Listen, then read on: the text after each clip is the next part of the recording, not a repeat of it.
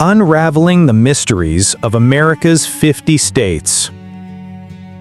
Have you ever pondered how the United States evolved from a handful of colonies into a mosaic of 50 distinct states?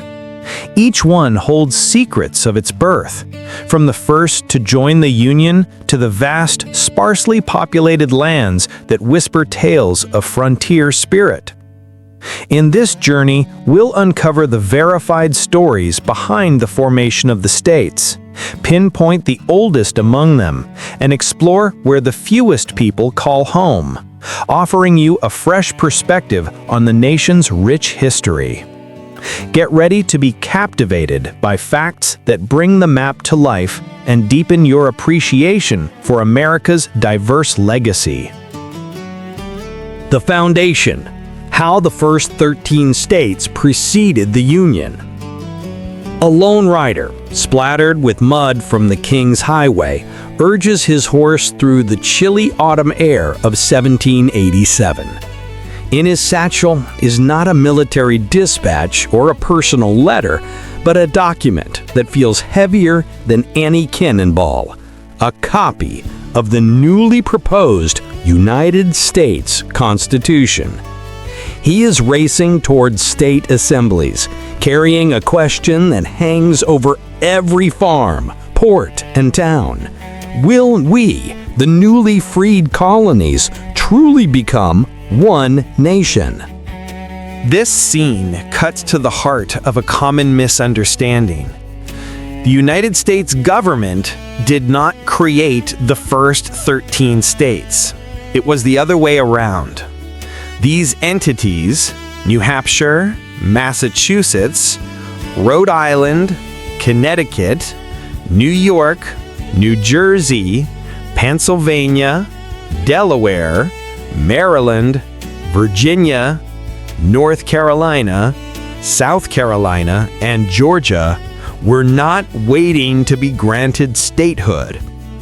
After the Declaration of Independence in 1776, they shed their colonial skins and emerged as 13 small, sovereign nations, each with its own government, currency, and often its own simmering rivalries.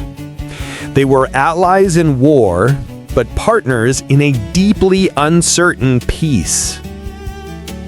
Imagine a New England merchant in Boston arguing with a Virginian planter. They fought under the same banner against the British, but their worlds were vastly different. Their economies, cultures, and views on governance were shaped by their unique histories. For them, the idea of ceding power to a central authority was deeply unsettling. The Constitution was, therefore, not an instruction manual handed down from above. It was a pact, a high-stakes negotiation among equals. The remaining 37 states that would later join the Union followed a different path. They were carved from vast territories acquired by the federal government, their journey to statehood guided by congressional acts and population milestones, a process of being nurtured into the family rather than founding it. The official oldest state and its first state title. The race to ratify this new constitution was on, and no one expected the smallest of the states, save Rhode Island, to lead the charge. While other, larger states like Virginia and New York were consumed by fiery debates, Delaware saw an opportunity. On December 7, 1787, in a move that stunned many, its delegates voted unanimously to ratify the Constitution. With that single act, Delaware etched its name into history, earning the enduring and official nickname, the First State. This is where we must untangle a popular point of confusion. Is Delaware the oldest place in the United States? Not by a long shot. The Spanish founded a settlement at St. Augustine, Florida in 1565, more than 2 centuries before Delaware's historic vote. Indigenous peoples, of course, had established complex societies across the continent for millennia before that. But Delaware's title isn't about the age of settlement. It's about the birth of the nation as a constitutional republic. It was the first to formally say yes to the United States as we know it. This distinction is crucial. History is measured not just in the founding of towns, but in the founding of ideas. So, the story of the state's formation is not a simple timeline of territories being settled and then granted a star on the flag. It began as a fragile, voluntary alliance of 13 independent powers, each jealously guarding its own identity, who chose to gamble on a shared future. The ink on the Constitution was barely dry, yet the young nation was already looking west, its gaze fixed on the vast, untamed lands beyond the Appalachian Mountains. This hunger for expansion posed a new, critical question. How would this new territory become part of the United States? Would it be ruled as a permanent colony? A subject land answering to the original 13? The answer came in a remarkably forward-thinking piece of legislation passed even before the Constitution was ratified, the Northwest Ordinance of 1787. This document was the blueprint, the DNA for American growth. It established a revolutionary principle. New territories would not be subjects, but apprentices. They would enter a phased journey toward full and equal statehood. The process was clear and methodical. First, Congress would appoint a governor and judges to oversee a new territory. Once the territory's population of free adult males reached 5,000, it could elect its own legislature and send a non-voting delegate to Congress. The final step was the leap to equality. Upon reaching a total population of 60,000, the territory could draft a state constitution and petition for admission to the Union as a state, with all the rights and privileges of the original 13. More profoundly, the ordinance outlawed slavery in these new lands, a decision that would draw a deep line across the map and foreshadow the conflict to come. And it mandated that a portion of all land sales be used to fund public education. It was a promise of orderly, enlightened growth. This blueprint was soon put to the test by an acquisition of staggering scale. In 1803, President Thomas Jefferson, a man who believed in a limited federal government, faced a monumental choice.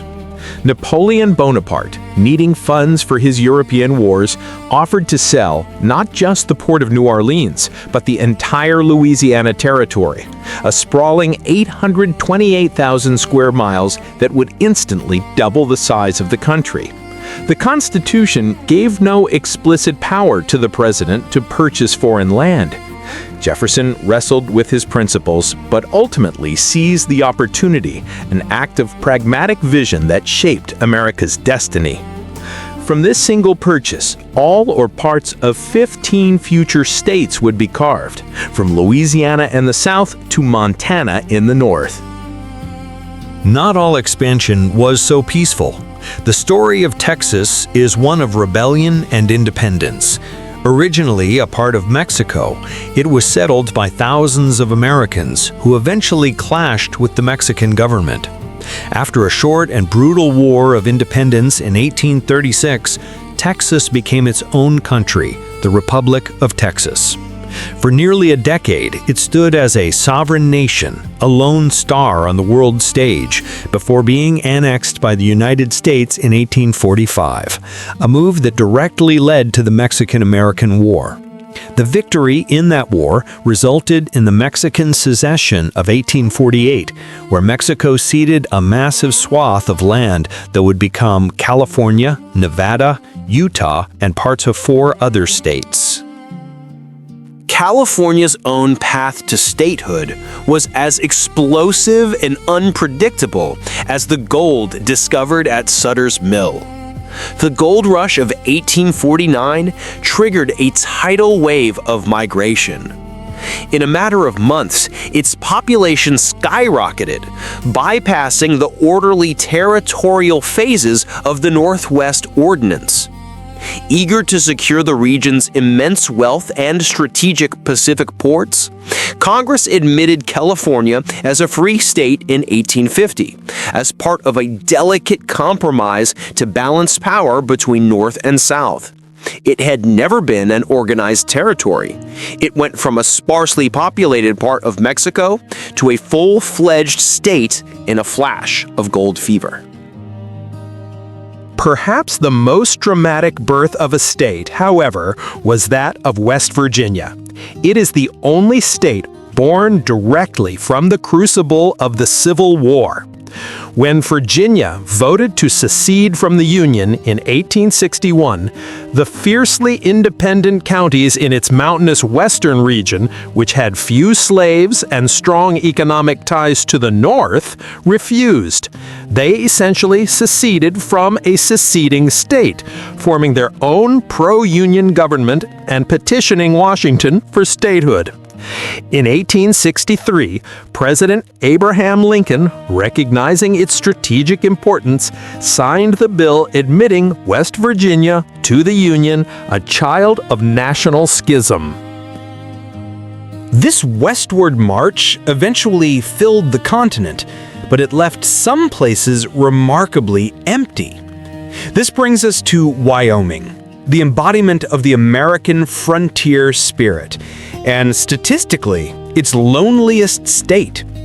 With fewer than 600,000 residents spread across its vast, high plains landscape, it has the lowest population of any state. This isn't an accident of history, but a consequence of geography.